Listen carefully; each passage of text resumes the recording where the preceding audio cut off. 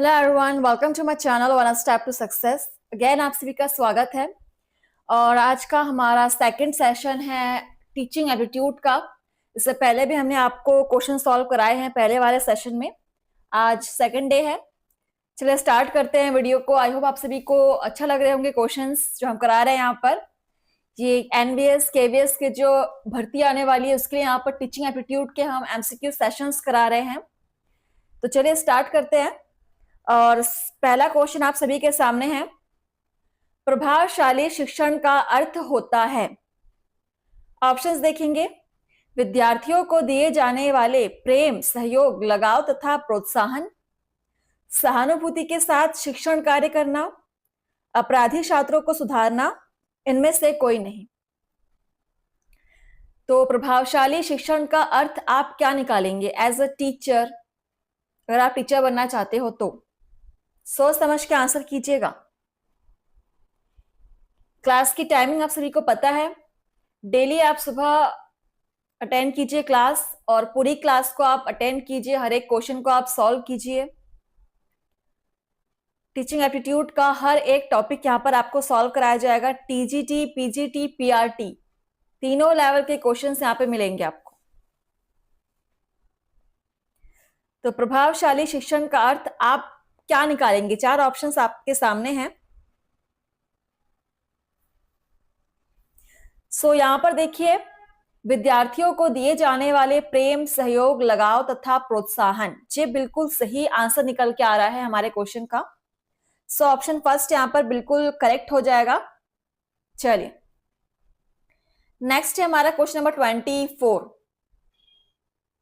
यदि कोई छात्र बार बार श्यामपट्ट को देखता है और बैठ जाता है तो आप किस नतीजे पर पहुंचेंगे?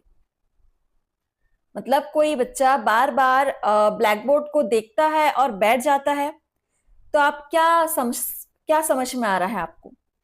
ऑप्शंस है, बच्चे में निकट दृष्टि की शिकायत होगी, संकोची स्वभाव का होगा, मजे लेने के लिए ऐसा करता है, या उपरोक्त सभी।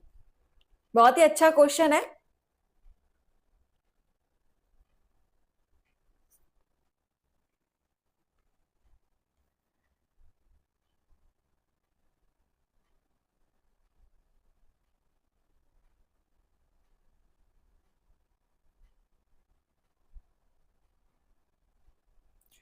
सो देखिए, आई होप सभी ने आंसर कर लिया होगा।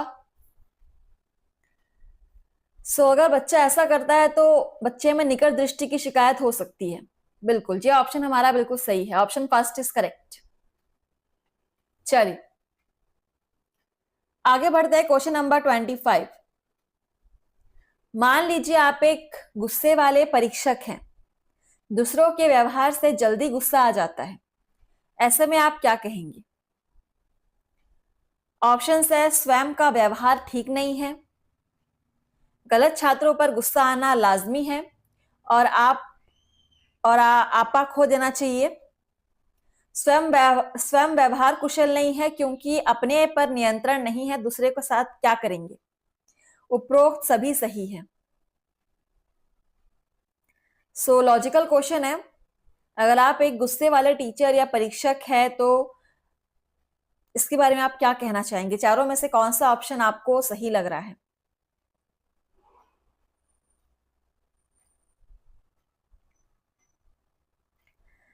सो देखिए, बहुत ही अच्छा क्वेश्चन है।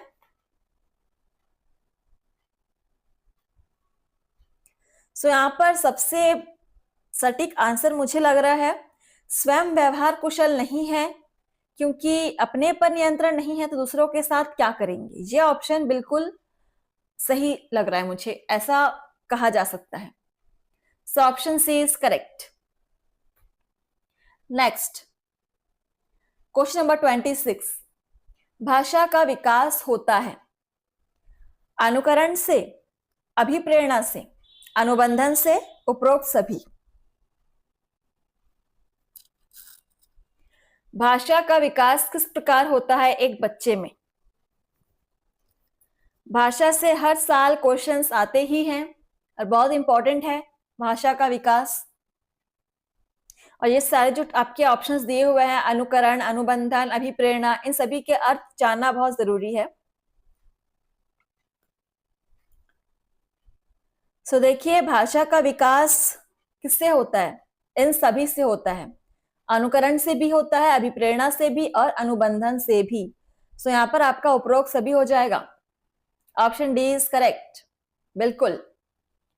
चलिए नेक्स्ट है हमारा क्वेश्चन नंबर 27। भाषा होनी चाहिए। ऑप्शंस देख लेते हैं। विषय के अनुकूल, रुचि के अनुकूल, अवसर के अनुकूल, उपरोक्त सभी। कैसी होनी चाहिए भाषा आपके हिसाब से?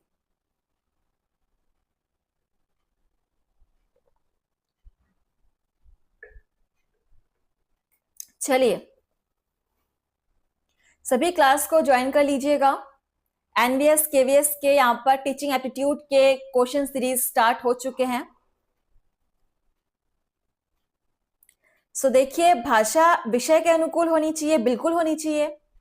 रुचि के अनुकूल भी बिल्कुल, रुचि हमको उस टॉपिक पे इंटरेस्ट होना बहुत जरूरी है। और अवसर के अनुकूल भी होनी चाहिए। ठीक है, सो यहाँ पर ये तीनों ऑप्शन ही बिल्कुल सही है। उपरोक्त सभी हमारा आंसर हो जाएगा।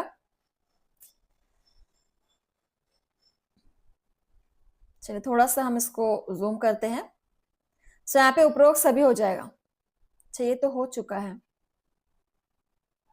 यहाँ पे उपरोक्त सभी हो जाएगा। नेक्स्ट है हमारा, देखिए क्वेश्चन नंबर 28। क्रियात्मक शोध का विकास हुआ है। कहां पर हुआ है?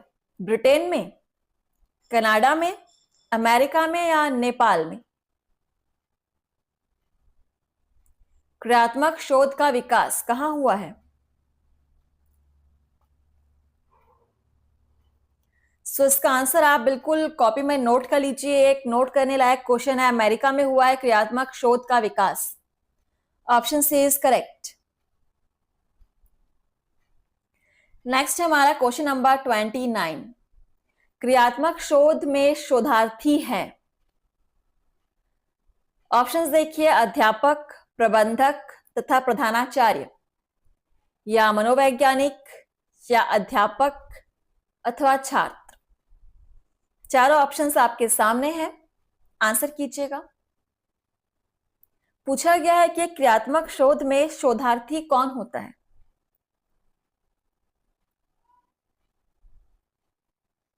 चलिए, सो यहां पर देखिए, एक क्रियात्मक शोध में शोधार्थी अध्यापक, प्रबंधक, प्रधानाचार्य बिल्कुल हो सकते हैं। सो यहां पर हमारा ऑप्शन फर्स्ट को लेकर हम चलेंगे। Option first is correct. चलिए, आई होप आप सभी को इंटरेस्ट आ रहा होगा क्वेश्चंस में, क्योंकि क्वेश्चंस बिल्कुल फ्रेश हैं और इंपॉर्टेंट क्वेश्चंस हम लेकर आए हैं। चलिए आगे बढ़ते हैं। क्वेश्चन नंबर हमारा अगला है 30। मूल्यांकन का सही व्याख्यान है। चीजों का मूल्य बताना, मूल्यों की जांच करना, मोल भाव करना, इनमें से कोई नहीं। मूल्यांकन का सही व्याख्यान क्या है आपकी दृष्टि में? सोचिए, समझिए और आंसर कीजिए। एनवीएस केवीएस जैसे बड़े पोस्ट में अगर आपको सिलेक्शन लेना है तो बिल्कुल आपको प्रैक्टिस अभी से स्टार्ट करनी होगी फ्रेंड्स। और प्रैक्टिस ऐसी कि आप जो पढ़ रहे हो बिल्कुल उसको आपके दिमाग में छप जाना चाहिए, भूलना नहीं है। तो इसलिए डेली आपको पढ़ना बहुत जरूरी है। सो मूल्यांकन का सही व्याख्यान क्या हो जाएगा? मोल भाव करना नहीं, चीजों का मूल्य बताना भी नहीं, मूल्यों की जांच करना। ठीक है, मूल्यांकन मतलब मूल्य की जांच करना। टीचिंग में मूल्यांकन करना, हम बच्चे की मूल्यांकन करते हैं उसका व्यवहार, उसका रिटर्न एग्जाम से, वाइवा से, उसका पहनावा देखकर, उसका व्यवहार देखकर। तो उन मूल्यों की जांच करना मूल्यांकन कहलाता है। So option B is correct. Next question number 31। सही मूल्यांकन में होना चाहिए। क्या क्या होनी चाहिए? आलोचना, रोचकता, विश्वसनीयता, बी और सी। चलिए, बेहतरीन क्वेश्चन। यहाँ पर आपको प्रीवियस ईयर क्वेश्चन भी मिलेंगे अगर आप ध्यान देंगे तो। और बिल्कुल मुझे कमेंट से बताएंगे कि आपको क्वेश्चन कैसे लग रहे हैं, आपको समझ में आ रहा है कि नहीं आ रहा है, कहीं पर कोई भी आपको प्रॉब्लम हो आप बिल्कुल मुझे बता सकते हैं। मूल्यांकन, सही मूल्यांकन में क्या क्या होना चाहिए?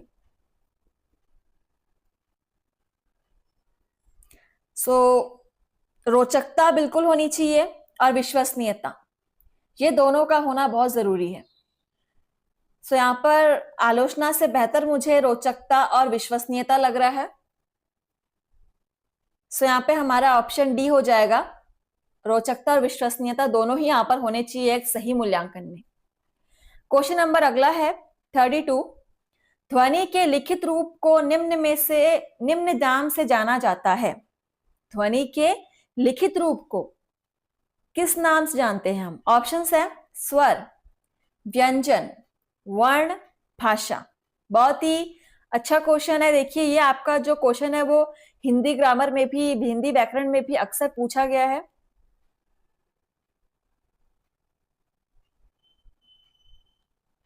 ध्वनि के लिखित रूप को निम्न नाम से जाना जाता है।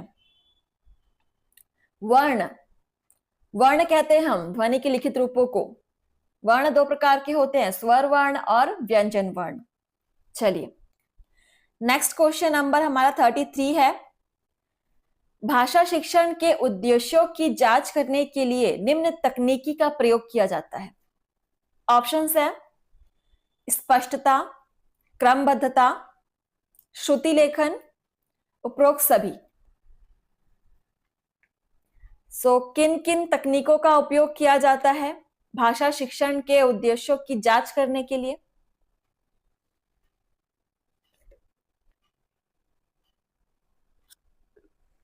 Question number 33। देखिए भाषा शिक्षण के उद्देश्य की जांच करने के लिए हमको स्पष्टता मतलब भाषा स्पष्ट होनी चाहिए, क्रमबद्धता होनी चाहिए, ठीक है, और श्रुति लेखन। ये तीनों चीजें ही इंपॉर्टेंट है। तो यहां पर आंसर हमारा उपरोक्त सभी हो जाएगा, ऑप्शन डी हो जाएगा। इस प्रकार से आपको क्वेश्चन में आंसर को एक एक करके आपको देखना है, तभी आप सही आंसर तक पहुंच पाएंगे। नेक्स्ट है क्वेश्चन नंबर 34। श्रवण कौशल निम्न में से एक प्रक्रिया है। निर्जीव, अक्रमबद्ध, सजीव, सोद्देश्य। बहुत ही अच्छा क्वेश्चन है, दम है इस क्वेश्चन में फ्रेंड्स, सोच समझ के आंसर कीजिएगा। श्रवण कौशल निम्न में से कौन सी प्रक्रिया है पूछा गया है। चलिए आंसर कीजिए। निर्जीव तो बिल्कुल नहीं होगा, अक्रमबद्ध भी नहीं होगा, सो हमारा आंसर सी या डी में से कोई एक हो जाएगा।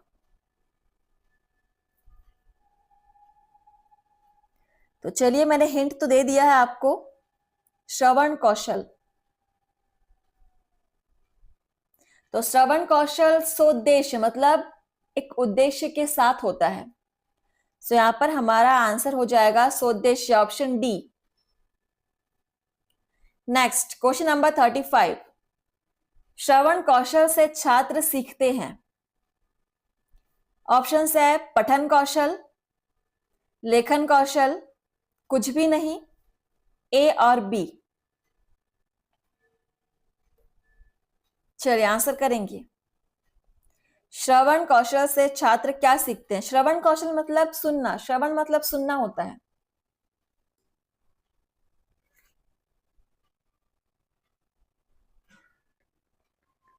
चलिए, तो श्रवण कौशल से छात्र क्या सीखते हैं? बिल्कुल पठन तो सीखते ही हैं और लेखन भी सीखते हैं, बिल्कुल। यहाँ पे हमारा ए और बी दोनों हो जाएगा, पठन और लेखन कौशल दोनों सीखते हैं श्रवण कौशल के द्वारा। Again option D is correct, option D. Next question number 36। मौखिक भाषा की अंतिम इकाई है। क्वेश्चन को पढ़ के समझिए क्या बोला गया है। मौखिक भाषा की अंतिम इकाई। ऑप्शन है ध्वनि, स्वर, मिश्रित व्यंजन, उपरोक्त सभी। मौखिक भाषा की अंतिम इकाई ध्वनि होती है। नोट कर लेंगे, ये भी आपका नोट करने योग्य एक आंसर क्वेश्चन था, नोट कर लीजिएगा, बहुत इंपॉर्टेंट है।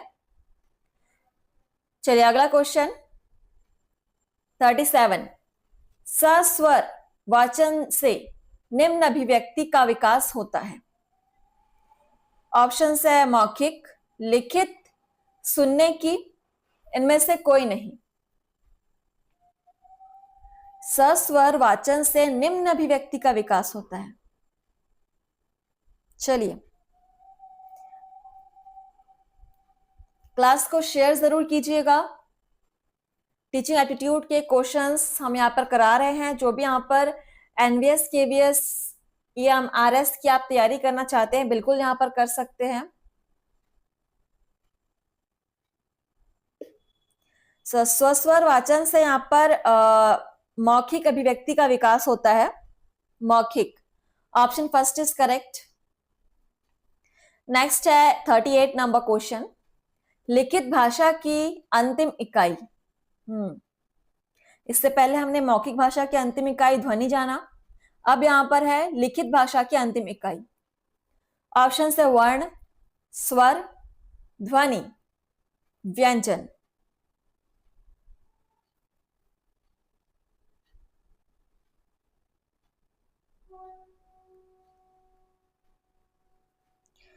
सो फ्रेंड्स, इसका आंसर हो जाएगा वर्ण।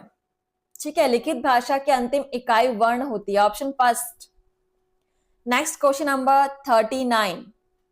मूल्यांकन शब्द से निम्न प्रकार का अर्थ ध्वनित होता है।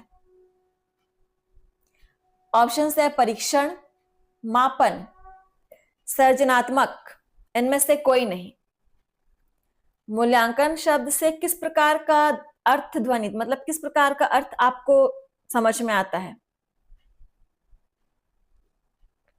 ये भी एक बहुत ही रोचक क्वेश्चन है, सोचने योग्य क्वेश्चन है। तो मूल्यांकन से ही हमको लगता है कि हम किसी चीज का क्या कर रहे हैं, मापना जोपना कर रहे हैं ना। सो यहां पर आंसर बी हो जाएगा, मापन। चलिए क्वेश्चन नंबर 40। भाषा में व्याकरण सिखाने की उपयुक्त विधि है। व्याकरण सिखाने की सबसे अच्छी विधि क्या होगी भाषा में। ऑप्शन है निगमन विधि, सुलेख द्वारा, प्रयोग द्वारा, आगमन विधि द्वारा। भाषा के अंतर्गत एक बच्चे को व्याकरण सिखाने की सबसे उपयुक्त विधि।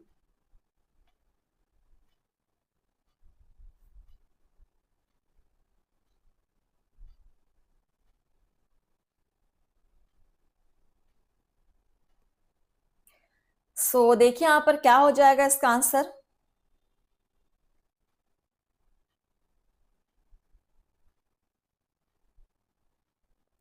प्रयोग द्वारा, option C is correct. Next question number 41 देखेंगे। हिंदी भाषा शिक्षण में सबसे अधिक उपयोगी विधि है। मूल्यांकन विधि, संयोग विधि, परीक्षा विधि, मौखिक विधि। क्वेश्चन को पढ़ के सोच समझ के आंसर कीजिएगा। हिंदी भाषा शिक्षण में सबसे अधिक उपयोगी विधि क्या होगी।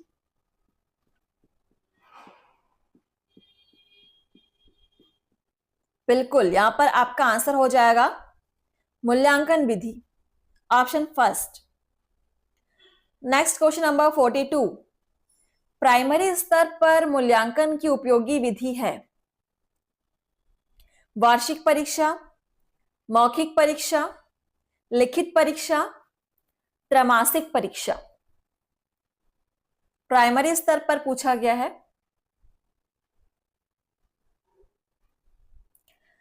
प्राइमरी स्तर पर जो प्राइमरी लेवल के बच्चे होते हैं उनके लिए मूल्यांकन की सबसे उपयुक्त विधि मौखिक परीक्षा ही होती है।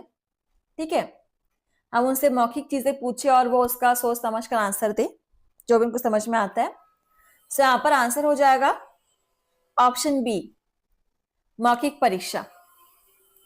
अगला क्वेश्चन है हमारा 43, त्रिभाषा सूत्र संबंध रखता है। ऑप्शन है प्राथमिक स्तर पर, पूर्व प्राथमिक स्तर पर, माध्यमिक स्तर पर, उच्च स्तर पर। त्रिभाषा सूत्र संबंध रखता है।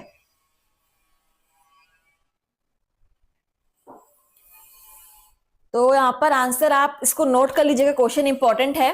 त्रिभाषा सूत्र जो है वो माध्यमिक स्तर पर संबंध रखता है। ऑप्शन सी इज करेक्ट, माध्यमिक स्तर पर संबंध रखता है। नेक्स्ट है क्वेश्चन नंबर 44, हिंदी को राष्ट्रभाषा का नाम दिया किसने दिया? महात्मा गांधी ने, भारतेंदु ने, दिनकर ने, नेहरू ने।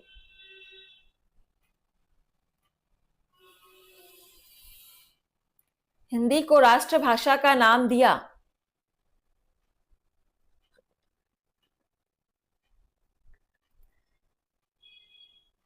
सो यहां पर आंसर हो जाएगा महात्मा गांधी ने दिया था। Option first is correct. चलिए, आई होप सभी को यहां पर क्वेश्चन समझ में आ रहे होंगे। देखिए यहां पर दो ही क्वेश्चंस आपके बचे हुए हैं। सो 45 नंबर देखिए, भाषा का शिक्षण होना चाहिए। ऑप्शन है अनौपचारिक, निरौपचारिक, कठिन, औपचारिक। भाषा का शिक्षण होना चाहिए अनौपचारिक। यहां पे आंसर हो जाएगा अनौपचारिक। Option first is correct.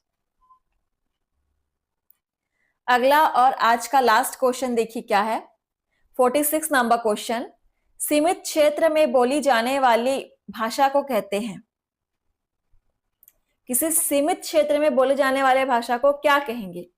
राजभाषा, मातृभाषा, देशी भाषा, इनमें से कोई नहीं। किसी सीमित क्षेत्र में बोली जाने वाले भाषा को उसे हम कहेंगे मातृभाषा। इसको भी आप नोट कर सकते हैं, इंपॉर्टेंट है। चलिए, बहुत बेहतरीन क्वेश्चंस आज हमने सॉल्व किए फ्रेंड्स। सो मिलते हैं आपसे नेक्स्ट सेशन में। इसी प्रकार से आप प्रैक्टिस करते रहिए डेली, और लाइक कमेंट शेयर करना मत भूलिएगा। Thank you.